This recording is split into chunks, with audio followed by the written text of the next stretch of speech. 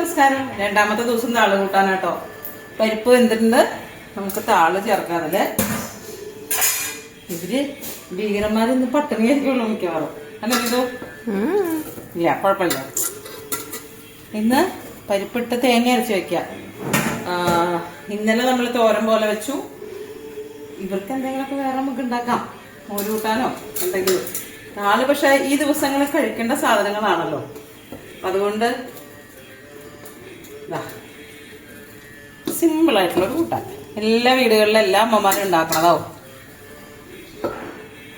പണ്ടൊക്കെ എന്റെയൊക്കെ ചെറുപ്പത്തിൽ ഈ കൂട്ടാൻ മാത്രമായിരുന്നു. പിന്നെയാണ് ഈ തോരനും അതും ഇതൊക്കെ നമ്മൾ പരീക്ഷണങ്ങൾ തുടങ്ങിയത്. ഇന്നിപ്പോ ക്ലാസ്സിന്റെ ഇടയിലാണ് കേട്ടോ. 2 ക്ലാസ് കഴിഞ്ഞിട്ടുള്ള നിൽക്കല. അടുത്ത ക്ലാസ്സിന് മുമ്പ് കൂട്ടാനാവണം. ഒരല്പം മഞ്ഞൾപ്പൊടി, മുളക് പൊടി ഒരുമിച്ച് ഞാൻ എടുത്ത് വെച്ചു എന്നുള്ളൂ. വേറൊന്നും ഇതിൽ ചേർത്തിട്ടില്ല. പുളി വെള്ളത്തിലിട്ട് വെച്ചിട്ടുണ്ട്. നാളികേരവും ജീരകവും കൂടെ ഒന്ന് അരച്ചെടുക്കണം. ഇതൊന്ന് വേവട്ടെ.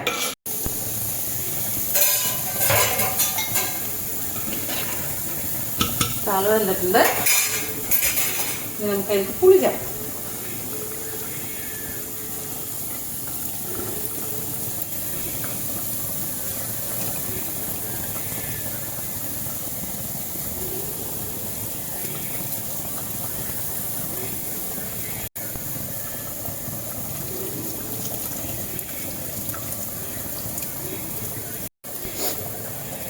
ആവശ്യത്തിനുള്ള ഉപ്പ്.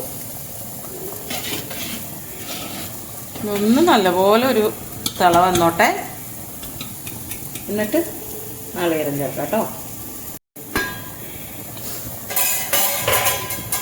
നാളികേരം ജീരകവും കൂടെ അരച്ചത്.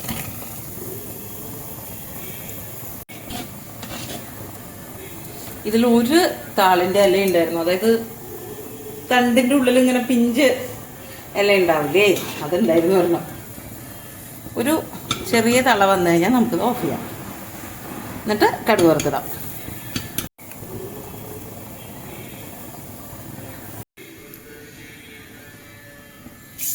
കടുക്,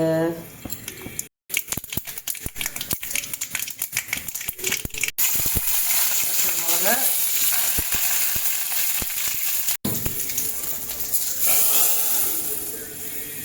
അപ്പൊ ഇന്നത്തെ താള് കൂട്ടാൻ ഇതാ റെഡിയായി. നാളെ താളിന്റെ വേറെ കൂട്ടാനായിരിക്കും. 7 ദിവസം നിർബന്ധമായിട്ട് ഞാൻ ഈ വീട്ടിലെ താള് മാത്രമേ ഇട്ടുള്ളൂ. ഇപ്പൊ കുട്ടികൾക്ക് ആകാശത്തിന് വേറൊന്നും വേണ്ട. ഉള്ളി മുളകും കൂടെ തിരിഞ്ഞു കൊടുത്താൽ ഹാപ്പിയാ. മിതു പിന്നെ താളൊക്കെ എങ്ങനെ വെച്ചാലും കഴിച്ചോളൂ. അപ്പൊ 7 ദിവസത്തെ താളിന്റെ 2ാമത്തെ ദിവസം ഇന്ന് റെഡിയാ. അപ്പൊ ഇന്നത്തെ ഞങ്ങളുടെ താള് കൂട്ടാൻ ഇതാണ്. നാളെ പുതിയ വീഡിയോ വീണ്ടും കാണാം. നമസ്തേ.